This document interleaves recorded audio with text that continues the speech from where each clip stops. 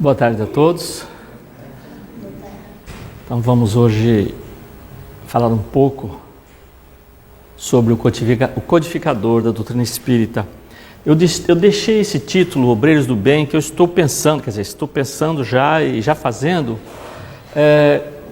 estou preparando uma série de palestras, vamos ver quantas que vão sair, de trabalhadores do bem. E vamos começar com Allan Kardec. Porque a gente não sabe, muitas vezes, quais são as pessoas, quais são os espíritos que vieram, que encarnaram, para dar continuidade à codificação. Então nós temos, além de Allan Kardec, nós temos Leon Denis, Camille Flammarion, são espíritas importantes no desenvolvimento da doutrina.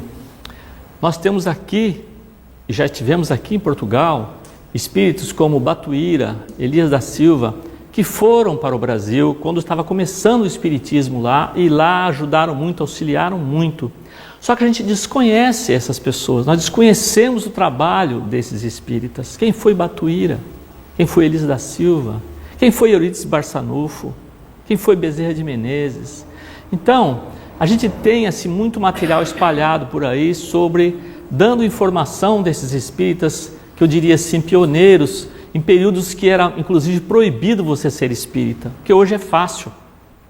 Esses espíritas passaram por dificuldades. Então eu pretendo fazer assim algumas palestras falando um pouco sobre eles, qual que é a obra que eles deixaram, para que possa servir inclusive de exemplo para todos nós, tá certo? Então, esse aí é o nosso codificador, que foi um professor, né? Hippolyte Léon Denis Rivail, que nós conhecemos como Allan Kardec. Ele é francês, nasceu em 1804 e desencarnou em 1869. Os estudos de Kardec, quando criança, foram iniciados em Lyon, né, onde ele nasceu. Aos 10 anos, seus pais o enviaram a Yverdon, na Suíça, completando seus estudos no Instituto de Educação, sob a direção do célebre professor João Henrique Pestalozzi. Então, essa escola do João Henrique Pestalozzi, que era na Suíça, era uma escola modelo, era num castelo, e as pessoas que tinham condições, as famílias que tinham condições financeiras, mandavam seus filhos para essa instituição, que era um modelo, era uma referência na Europa pelo trabalho do Pestalozzi, que até hoje nós temos escola que utilizam o método do Pestalozzi, foi um educador importante. Então nós temos aí a base da educação de Kardec, foi Pestalozzi. Quer dizer, é muito importante na formação da personalidade, que depois vai ser o codificador, tá certo? Então ele começou nessa escola e, pelo que eu pude apurar, ele era assim, uma criança muito dedicada, gostava muito de botânica. Então na biografia diz que ele ficava às vezes o dia inteiro andando nos matos, nas montanhas, pegando vegetação, coisas, insetos, tudo que fosse ligado à natureza para estudar. E ele teve ali, como era uma escola que vinha gente de tudo quanto é parte do mundo, ele teve contato com os alunos de diversos países e, pelo que pude observar também, ele auxiliava aqueles alunos que estavam começando. Então, depois que ele adquiriu uma certa maturidade, ele começou a ajudar aqueles alunos que estavam começando, né? Esse instituto, ele funcionou de 1805 até 1825, tá? Então, durante 20 anos, funcionou esse instituto com professores, todos da confiança, evidente, do Pestalozzi, né? Ele foi um dos discípulos mais queridos de Pestalozzi. Segundo Anna Blackwell, é interessante falar dessa Anna Blackwell, porque nós temos diversos biógrafos de Kardec, várias pessoas que escreveram sobre a biografia de Kardec, mas essa Anna Blackwell, ela assim, eu considero bastante especial, porque ela foi amiga da família Kardec. Então ela viveu na casa de Kardec, ela sabe como é que ele era, como é que era a esposa, como é que era todo aquele relacionamento, como é que era aquela sociedade da época. Então é importante a gente verificar as referências dela. Lógico que eu procurei pegar mais de um, mas ela foi uma referência muito segura, não é? E essa biografia foi curiosa, depois que Kardec desencarnou, ele deu uma comunicação pedindo para ela, para Anna Blackwell, que fizesse o Livro dos Espíritos em inglês, porque não tinha ainda uma edição em inglês. Ela tinha conhecimento, ela era uma tradutora, era uma escritora, poetisa, jornalista, não é? Então ela fez esse Livro dos Espíritos em inglês e, para nossa sorte, antes de começar o Livro dos Espíritos, ela fez uma biografia de Kardec. Então ela apurou, foi fazendo todos os levantamentos que tinha. Então é uma fonte muito interessante, muito segura de como era a personalidade de Kardec, certo? E aí ela diz que em 1824, repara que um ano antes já de fechar o Instituto, Kardec foi, né, para Paris e fundou lá um colégio ao estilo de Pestalozzi. Então ele fez lá uma escola, porque ele era um educador, era um professor. E foi quando depois ele conheceu e casou com a professora Amélia Boudet, que foi uma pessoa também importante na vida de Kardec. Então pode-se dizer que há duas fases da vida de Allan Kardec. Uma anterior à constituição do Espiritismo, que ele é mais material, quanto já superior na ordem moral. Outra inteiramente espiritual, em que, admitindo e aceitando a doutrina nascente, faz dela a preocupação permanente do resto da sua vida. Então é interessante observar que o Espiritismo não mudou a vida de Kardec com a sua moral. Ele já era uma pessoa que já teve um estudo, que foi orientado lá por Pestalozzi, era um humanista, era um cientista que ele pesquisava para saber a verdade das coisas, procurava sempre analisar, né, com razão, com racionalização, etc. Uma vida ligada realmente à parte moral. O Espiritismo veio realmente dar para ele aquela coisa que ele não conhecia, que é essa possibilidade da vida espiritual.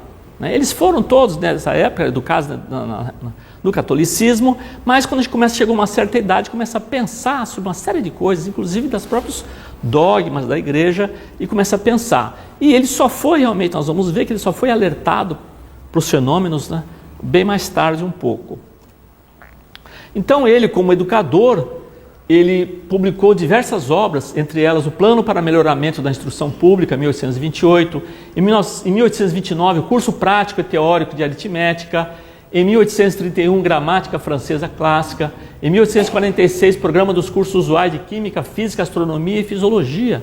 Então, era uma pessoa que conhecia bastante todas essas áreas. Então ele pôde realmente escrever esses livros ligados à educação, melhorando assim a educação da França naquele período, certo?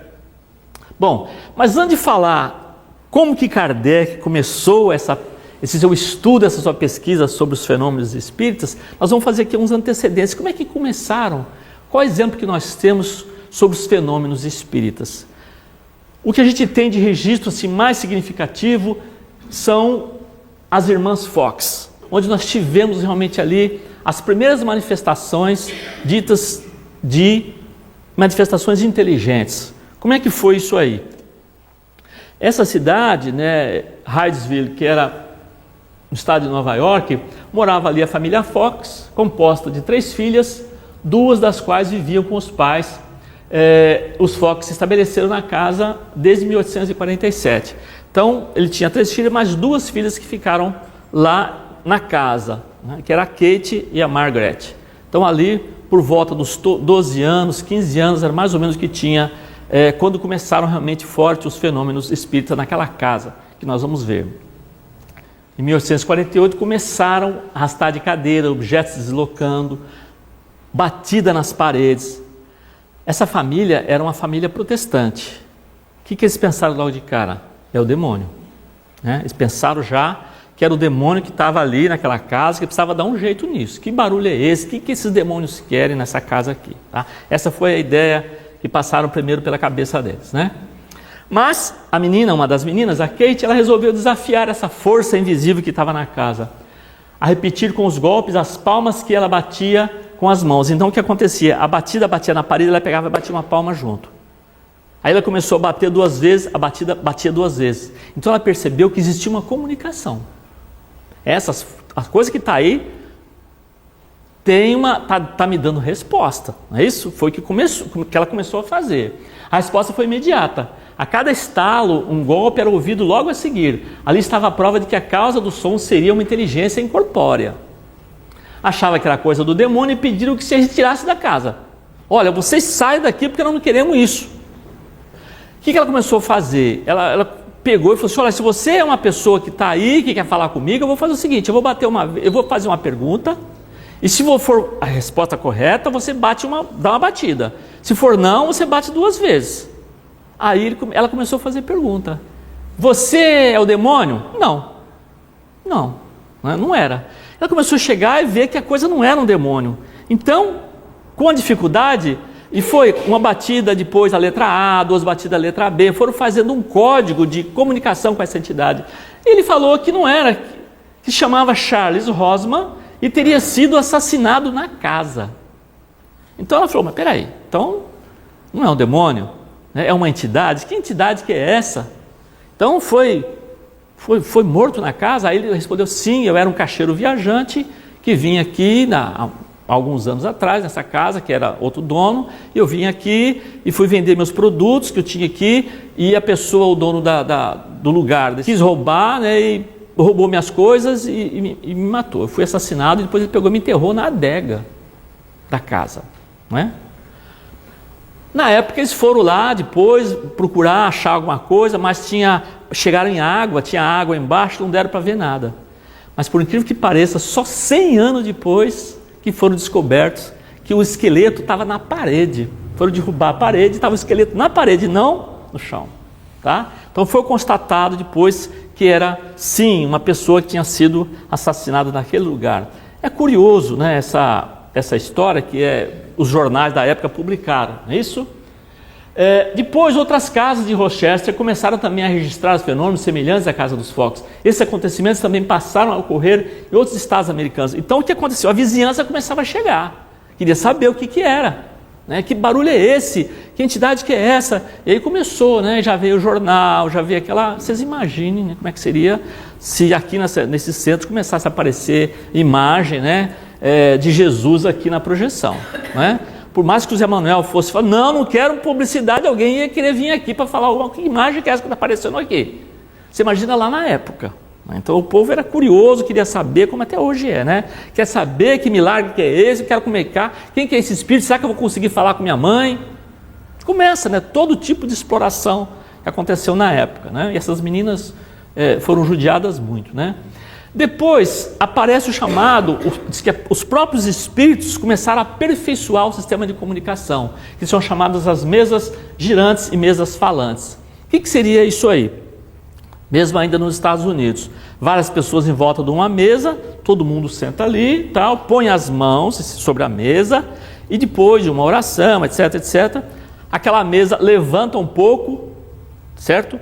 E só um lado, né? Levanta só fica inclinadinha. Então as pessoas começavam a falar A, B, C. Quando a letra queria, a mesa batia. Letra B, batia. C, D, batia. Eles iam escrevendo para dar a mensagem. Era um pouquinho já melhor do que a palma, 1, 2, 3, e ficava mais difícil. Aí foi um processo mais simples, tá? Mas ainda não tão aperfeiçoado. Mas aí, isso aí foi chamado mesas girantes e falantes. Só que isso caiu como se fosse um divertimento. Foi uma coisa de salão. As pessoas, assim como as pessoas iam lá para ver mágica, etc., ia ver as mesas girantes. Ficou como sendo uma coisa sem nenhuma importância, só para diversão, para passar tempo. Bem?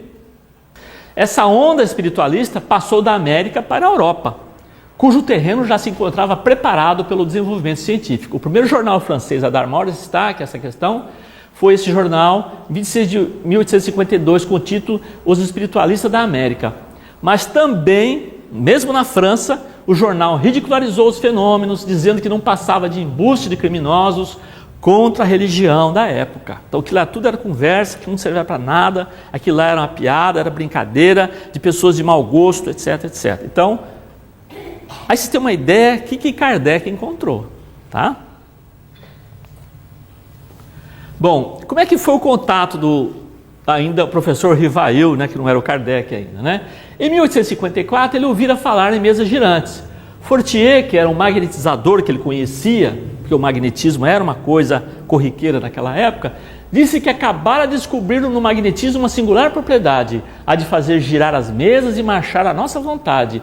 Mais tarde revela ainda, as mesas falam, perguntam-se e elas respondem.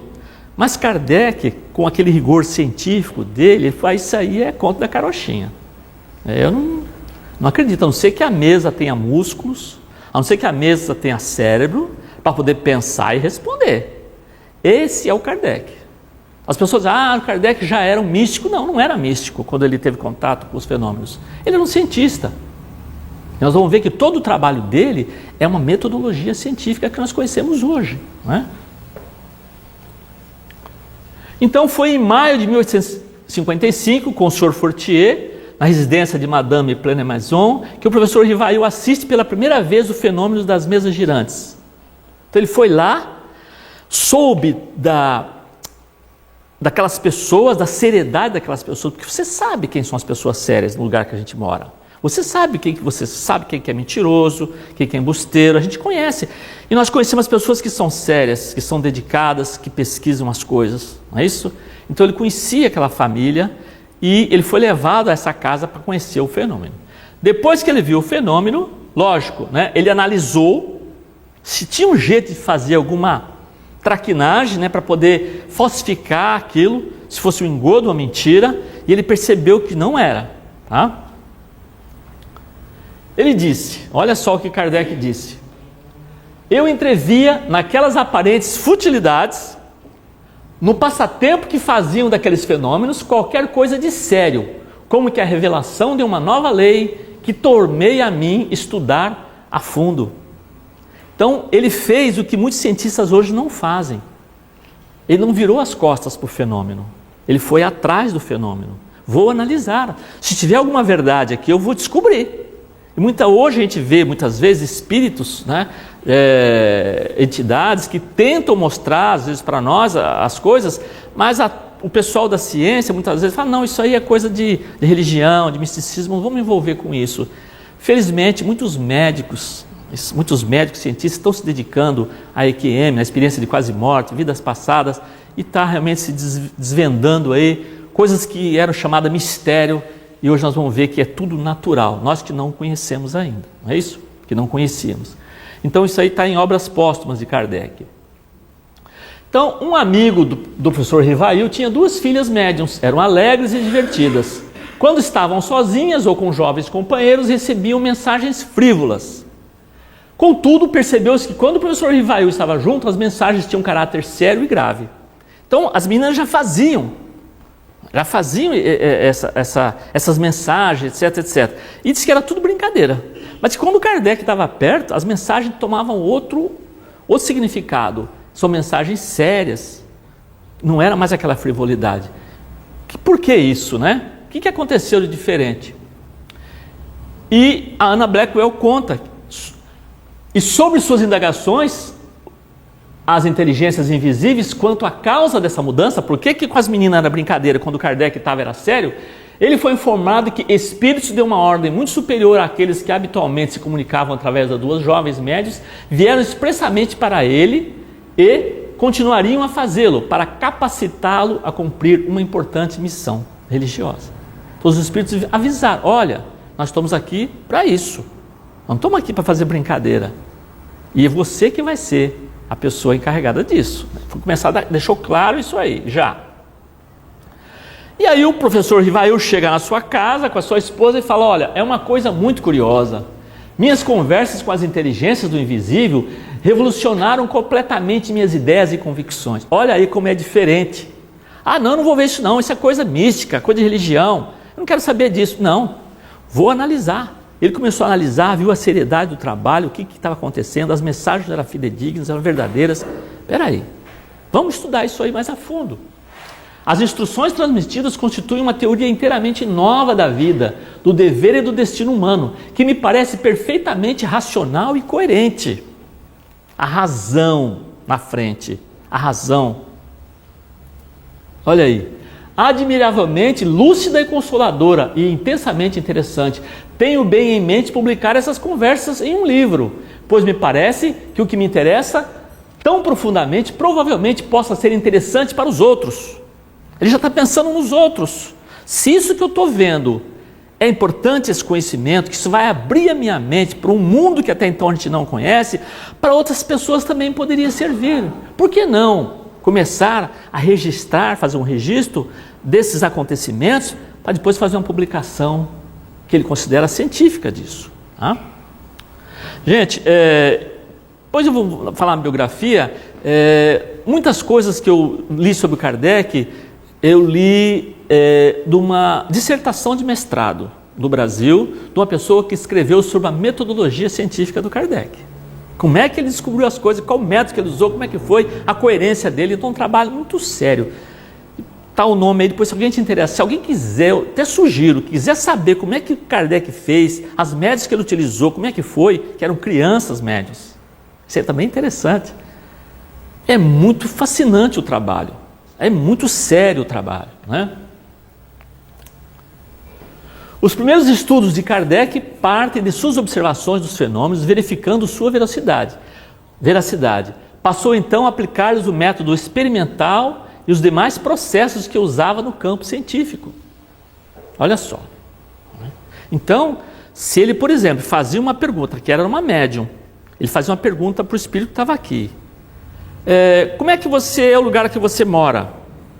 Ah, eu sou espírito tal. Onde? Ah, eu moro em tal lugar assim, assim, lá no plano espiritual. Ah, é? Perguntava para outra médium, distante. Posso conversar com o mesmo espírito? Pode. Você mora onde lá no plano espiritual? Assim, assim. Ah, comparava as respostas. Se não batia, ele já não publicava isso. Tá certo? Isso não fez com uma ou duas pessoas, fez com 10 médiuns. Ele recebia correspondência do mundo inteiro, de fenômenos espíritas, que ele recebia, canalizava, catalogava, para depois publicar. Ele só publicava as coisas que ele tinha certeza. Certo? Esse é o método científico. Percebeu de que o comunicante era um espírito de um morto. Ele percebeu o seguinte, que não era nada misterioso. Ele percebeu que aquelas entidades que comunicavam eram pessoas comuns. É isso? Que ninguém mudou depois que morreu. É isso? Se ele era um pensador, ele continuava sendo um pensador, certo? Se ele era um trambiqueiro, se ele era um malandro, ele dava as comunicações e era aquele mesmo espírito que ele via. Então ninguém mudou depois da morte. Ele percebeu que era pessoa, e eles não tinham conhecimento de tudo. Eles tinham conhecimento do que nós temos, e às vezes até menos, porque são pessoas diferentes do plano espiritual. É isso? O plano espiritual, para poder melhorar, os espíritos que estão no plano espiritual, para poder melhorar, nós temos que melhorar, porque nós que vamos para lá. É isso? O professor Rivail pergunta aos espíritos sobre escrever um livro relatando seus estudos sobre os fenômenos espíritas. Quero escrever um livro sobre isso. O que vocês acham? Olha a resposta dos espíritos. Ao livro em que você incorporará nossas instruções. A religião é dos espíritos, não é de Kardec. O espiritismo, a religião dos espíritos. Continuaram as inteligências comunicantes. Você dará como nosso trabalho e não como o seu. Olha só. O título de O Livro dos Espíritos, e você o publicará, não sob o seu próprio nome, mas sob o pseudônimo de Allan Kardec. Tá certo? E eles falam, você vai fazer e continuar fazendo. Mantenha seu próprio nome de Rivail para os seus próprios livros já publicados. É isso? Mas pegue e mantenha o nome que lhe oferecemos para o livro que você está prestes a publicar pela nossa ordem, em geral, para todo o trabalho que você terá que fazer no cumprimento da missão que, como já lhe dissemos, foi confiada a você pela Previdência e que irá se abrir gradualmente diante de você enquanto você continuar nela sob nossa orientação. E um dia o Kardec perguntou para os espíritos, mas e eu? É muita responsabilidade eu fazer isso aí. É muito difícil fazer isso, é um trabalho muito grande. E se eu não conseguir? Nós substituímos você por outro. Foi simples assim a resposta dos espíritos. O espírito não pode, o plano espiritual não pode colocar tudo numa pessoa só. Aí tinha o Leon Denis, Camilo Flammarion, outros tantos que poderiam substituir Kardec se ele falhasse na missão. Mas felizmente ele foi até o fim, é isso? E aí vem, olha só a curiosidade. As médiuns que serviam a esse trabalho foram inicialmente as jovens Caroline e Julie Boudin, respectivamente, 16 e 14 anos, às quais mais tarde se juntou Celine Jafé com 18 e Irmãs de Fogo com 14 anos. Como é que essas pessoas tinham, a gente lendo o Livro dos Espíritos, aquelas respostas filosóficas, meninas de 14 anos, 16 anos, que conhecimento elas tinham disso? É isso? Então Kardec manteve realmente essas pessoas, que dava também uma seriedade no trabalho, não pegou um pensador, um professor para falar de coisa filosófica, não, foram jovens, crianças, é isso? Após o primeiro esboço, o método das perguntas e respostas foi submetido à comparação com as comunicações obtidas por outros médiuns franceses, num total de mais de 10. Então perguntava para mais de 10 médiuns, nas palavras de Kardec, cujos textos psicografados contribuíram para a estruturação do texto. Então foi uma coisa pensada, é o que a gente faz no trabalho científico. Ele precisa ser colocado à prova, outras pessoas têm que experimentar. Né? Se acontecer, aí sim é válido. Não é só o que eu fiz funcionou, se outros fizeram não vai funcionar. Aí não é um trabalho científico. Não é? Aí está, o Livro dos Espíritos foi publicado em 1857. Está aí, sobre a imortalidade. Então, princípios da doutrina espírita sobre a imortalidade da alma, a natureza dos espíritos e suas relações com os homens, as leis morais, a vida presente, a vida futura e o porvir da humanidade, segundo os ensinos dados por espíritos superiores, com o concurso de diversos médiuns recebidos e coordenados por Allan Kardec.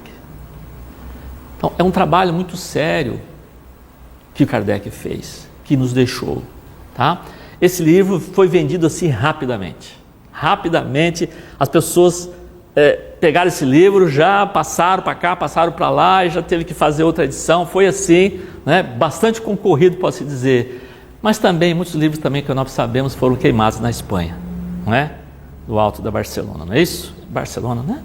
Foi em Barcelona, tá? Bom, então ele publicou em 1861 o Livro dos Médiuns, em 1864 o Evangelho segundo o Espiritismo, o Céu e o Inferno em 1865 e a Gênese em 1868. O que a gente acontece também aí? Gente, é evidente que ele foi atacado por todos os lados. É evidente. A nossa formação lá, lógico, a formação que era a maioria, é da Igreja Católica. E não vai aqui nenhuma crítica à Igreja Católica. Mas é o que era na época, como nós também fomos a maioria do caso na Igreja Católica. Como eu falo, eu também fiz primeira comunhão, fui batizado, normal, certo? Mas os meus filhos eu não batizei, nos modos que fazia na Igreja Católica. Que eu achei que, na minha modesta opinião, não há necessidade. Tá? Podia até arrumar um padrinho para ele, e uma madrinha, essa aqui vai ser seu padrinho, essa vai ser sua madrinha, né? Mas não há necessidade de fazer um ritual para isso. Essa é a minha concepção. Então ele foi atacado. Quando ele fala que o céu e o inferno não era aquela que a gente tinha aprendido, aquela maneira que a gente tinha aprendido, isso que era uma coisa rígida, né? Se é bom vai para o céu, se é mal vai para o inferno. E essa dosagem, essa dosimetria, qual o mal que vai para o inferno? Se é um mal mais ou menos, vai para o purgatório, quanto tempo?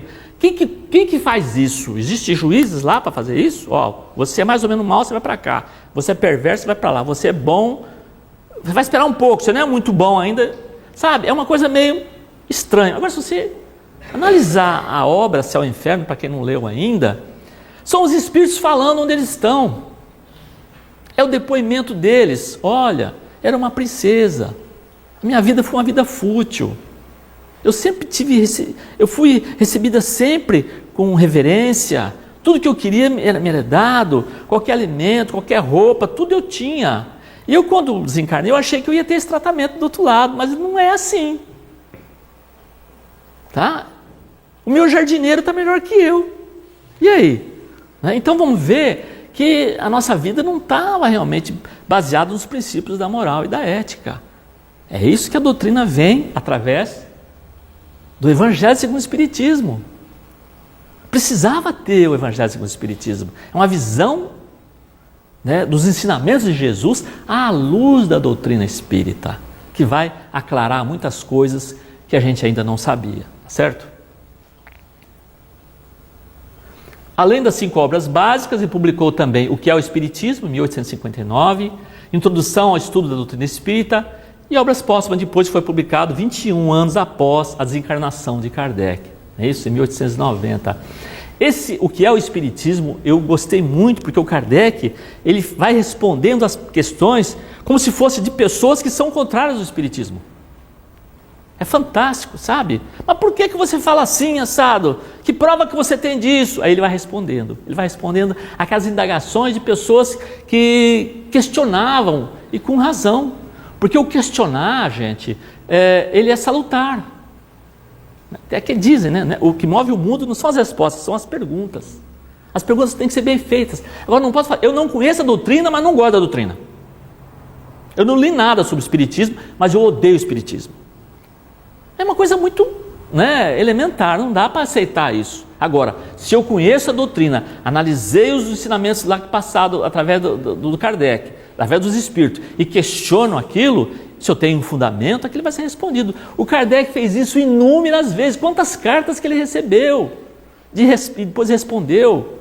Mas milhares de cartas, para poder responder aquilo. E sempre lembrando, isso, a doutrina não era de Kardec. Ele simplesmente organizou e fez um método para poder botar e publicar o que os Espíritos diziam. A Revista Espírita, 1858 a 1869, que é um trabalho que eu confesso que agora que eu estou lendo realmente a Revista Espírita, que nem todo mundo também lê porque acha um pouco cansativo, mas ali nós temos todo o manancial da pesquisa de Kardec, sabe, depoimentos, conhecimentos muito fantásticos.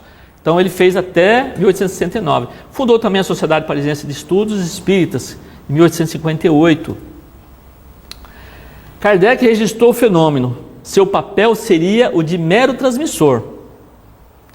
Seu enorme esforço, entretanto, consistiu em coordenar as respostas, verificar-lhes a autenticidade, comprovar-lhes a concordância, examiná-las, analisá-las, compará-las, explicá-las, por vezes comentá-las, enfim, apresentá-las ao mundo com o objetivo de tornar mais felizes e mais bem orientadas as criaturas, sem lhe importar o combate que lhe desencadearam aqueles a quem as novas doutrinas vinham perturbar no seu comodismo, no seu conservadorismo ou nos seus interesses.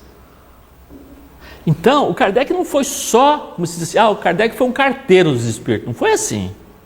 Não foi um carteiro dos Espíritos. O Espírito falou aqui, eu publico. Ele falou aqui, não. Ele analisava aquilo, catalogava aquilo, via as respostas, analisava, comparava. Depois, ele dava opinião, porque a gente vê, por exemplo, no Livro dos Espíritos, tem a resposta dos Espíritos e o comentário de Kardec. Ele comentava. Então, ele tem uma contribuição. A gente vai ver o Kardec ali, tá? Sempre coerente, sempre fundamentado, tá bem? E, como ele fala, novas doutrinas vieram perturbar no seu comodismo. Porque a gente acomoda. A gente acomoda. A nossa vida fica ali, às vezes, chega um ponto. Eu vou dar um exemplo, não é que todo mundo é assim, tá? Mas algumas pessoas, isso acontece muito no Brasil, acho que aqui não acontece, tá? A pessoa consegue o seu emprego, compra o seu carro, tem a sua casa, está lá, casado, tem um filhinho, aí ele, é isso que eu quero para a minha vida. Chega alguém e fala assim, ô fulano, vamos fazer um curso ali assim, não, tá tão bom assim, olha, vai ter tá tendo lá um caso assim, vamos lá ver, não, aqui tá tão bom, surgiu um novo conhecimento científico aí, para quê? Eu estou tão bem assim. É a zona de conforto que muitas vezes a gente se acomoda, tá? Agora você imagina a época, vai ter que mudar a ciência, vai ter que mudar a religião, tá? Os espíritos não voltavam, você morreu, você foi para o céu, para o inferno, para o purgatório, mas não volta. De repente o Kardec fala, não, volta. O espírito fala, volta, vamos voltar sim. Aí já complica, aí já complica. Isso, eu fui um bom cristão, procurei fazer o bem, dava esmola, então eu estou quites. Mas não é bem assim. Será que você é merecedor de tudo isso? Você vai analisar a sua consciência. E aí já também incomoda. Tá? Então a gente, às vezes, e o Kardec veio incomodar. Veio incomodar a época. E até hoje ainda eu acho que incomoda.